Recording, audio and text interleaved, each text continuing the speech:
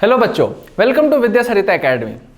तो आज हम क्या चालू करने वाले हैं, प्रोटीन के ये जो स्ट्रक्चर्स हैं एमिनो एसिड से कैसे बनते हैं। आप लोगों को बहुत ज़्यादा जिज्ञासा होगी क्योंकि पिछले वाले वीडियोस में मैंने बताया ही नहीं अभी तक आप लोगों की प्रोटीन कैसे बनाते हैं। तो इस वाले वीडियो में आपकी ये जो एंजाइटी है, क्यूरियसनेस है ना, इंक्विजिटिवनेस है, तो वो क्या है यहाँ पर समाप्त ज़रूर हो जाएगी। तो ये जो प्रोटीन का स्ट्रक्चर है डेफिनेटली अमीनो एसिड से बनता है। कुछ एक चीज़ मैं बताना चाहूँगा इस अमीनो एसिड के बारे में कि ये जो अमीनो एसिड्स होते हैं नेचुरली है ना, स्वाभाविक तरीके से ये एल फॉर्म में पाए जाते हैं। वैसे तो डी और एल दोनों ही फॉर्म में अवेलेबल है ना, कि मैं पहले लिख देता हूँ यहाँ पर amino acids are available in both D, capital D and capital L form, दोनों ही फॉर्म्स में, दोनों ही रूप में ये अवेलेबल होते हैं। बट नेचुरली है ना, ये naturally amino acids are found in L form. ये चीज आप याद रखिएगा कि नेचुरली ये एल फॉर्म में पाए जाते हैं। अब भला ये एल फॉर्म का स्ट्रक्चर होता कैसा है, आसान है। आप पहले क्या कीजिए, कार्बन बना लीजिए और उसके 4 हाथ ऐसे बाहर निकलवा दीजिए। इसके बाद ऊपर क्या कीजिए, COH लगा दीजिए।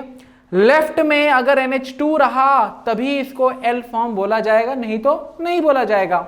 और यहां पर नीचे एक R लगाइए और राइट की तरफ एक H लगा दीजिए। ये जो मैंने यहां बनाया ये अमीनो एसिड का एक एल फॉर्म हो गया। अच्छा, क्या आप लोगों को ये याद है कि अगर मैंने यहां पर R की जगह H लगा दिया तो ऐसे अमीनो एसिड का नाम क्या होगा? जी सर याद है, क्या है?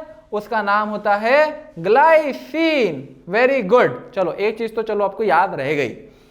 अच्छा, क्या आपको ये याद है कि COH फिर से मैं लिख देता हूं, ये हो गया H2N, ये हो गया H। अच्छा, अगर इस R की जगह मैंने क्या लगा दिया, CH3 लगा दिया, तो सर इसको क्या बोलेंगे? याद होगा, थोड़ा याद करो, हैं, याद करो, थोड़ा टरकाओ, अटकाओ, मुटकाओ। याद आ गया? यस, याद आ गया। तो इसको हम क्या बोलेंगे? एलानीन, ALANINE, एलानीन बोलेंगे।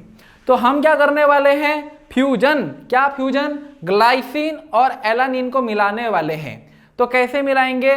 जब मिलाएंगे तो अब आपको थोड़ा सा मॉलिक्यूलर फॉर्मूला की तरीके से लिखना पड़ेगा। कैसे?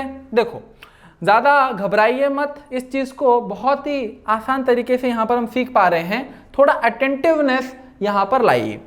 यहाँ पर मैं क्या कर रहा हूँ, ये जो मैंने ग्लाइसिन लिखा, ये ग्लाइसिन का जो NH2 है ना, मैं इसको सामने की तरफ रखता हूँ, है ना, इस तरफ रख देता हूँ। ये हो गया NH2, यहाँ पर क्या आएगा, CH2 आ जाएगा, यहां पर क्या आएगा, COH आ गया। ये देखो मैंने जो स्ट्रक्चर बनाया है ना, क्या आप देख पा रहे हैं कि वो ग्लाइसिन से एकदम एग्जैक्ट कॉपी ही है? यस सर, हम देख पा रहे हैं। Very good.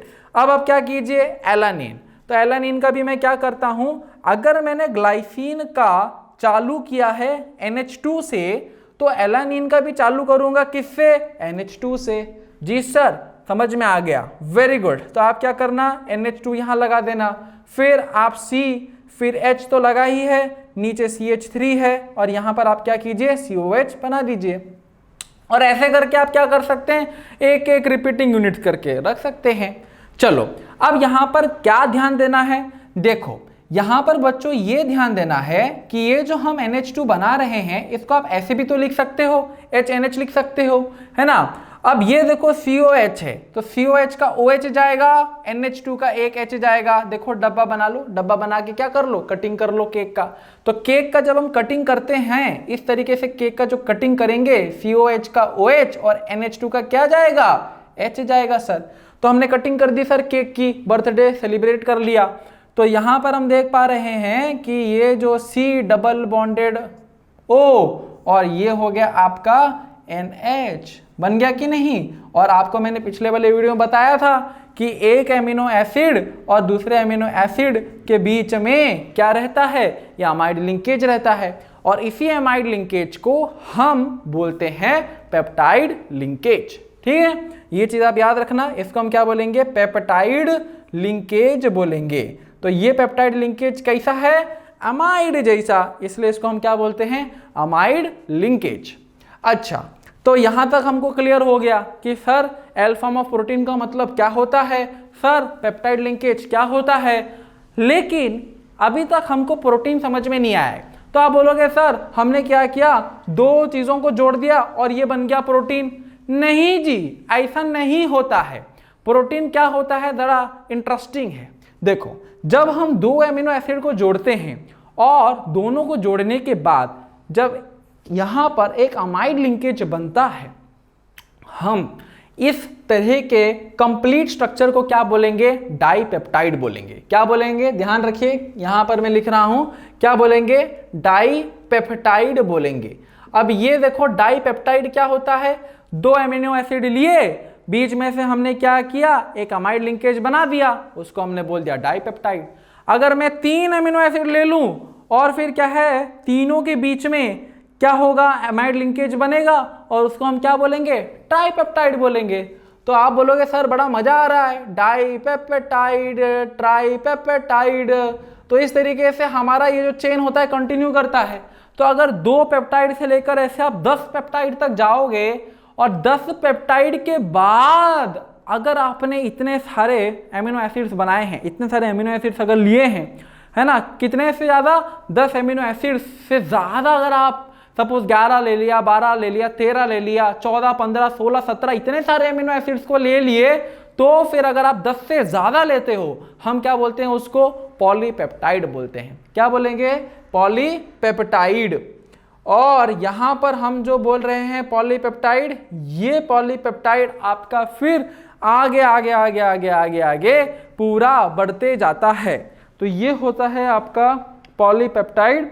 और यहां से पॉलीपेप्टाइड जो है, अगर यही पॉलीपेप्टाइड जो है, यही पॉलीपेप्टाइड अगर आपका 100 एमिनो एसिड से ज्यादा हो जाता है, यही पॉलीपेप्टाइड अगर आपका मोर देन 100 एमिनो एसिड से अगर ज्यादा यूनिट से बना हुआ होता है, उस पॉलीपेप्टाइड को हम बोलते हैं प्रोटीन। उस पॉलीपेप्टाइड को हम क्या बोलेंगे, प्रोटीन बोलेंगे। यानी कि एक ऐसा पॉलीपेप्टाइड जो कि 100 एमिनो एसिड से ज्यादा से बना है, उसको हम बोलते हैं प्रोटीन बोलेंगे। लेकिन दोस्तों ऐसा जरूरी नहीं है, एक एक्सेप्शन भी आता है। क्या एक्सेप्शन आता है, क्वेश्चन पूछता है कि क्या कोई ऐसा प्रोटीन भी एग्जिस्ट करता है जो 100 से कम एमिनो एसिड से बना हो और हम उसको प्रोटीन की कैटेगरी में डाल रहे हैं। क्या ऐसा कोई प्रोटीन है? तो है। वो कौन सा प्रोटीन है? उस प्रोटीन को हम बोलते हैं इंसुलिन। क्या बोलेंगे? इंसुलिन। तो ये इंसुलिन एक ऐसा प्रोटीन है जिसके अंदर 51 एमिनो एसिड्स आते हैं। ये इंसुलिन के अंदर कितने एमिनो एसिड्स आते हैं? 51 एमिनो एसिड्स आते हैं।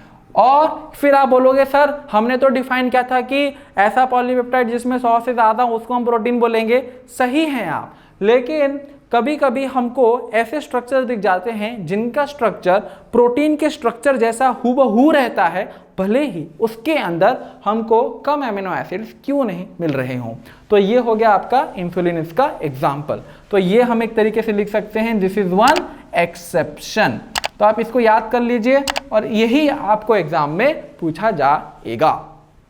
ठीक है, तो नेक्स्ट वाले स्ट्रक्चर में हम ये देखने का प्रयास करेंगे कि प्रोटीन्स के प्रकार कितने होते हैं। मैं जस्ट अभी शॉर्ट में बता देता हूं। Proteins are of 2 type, fibrous and globular. फिर हम पढ़ेंगे कि 4 डिफरेंट लेवल से हम कैसे प्रोटीन के पूरे स्ट्रक्चर को अंडरस्टैंड करते हैं। And then in one another video we will study about the denaturation of protein.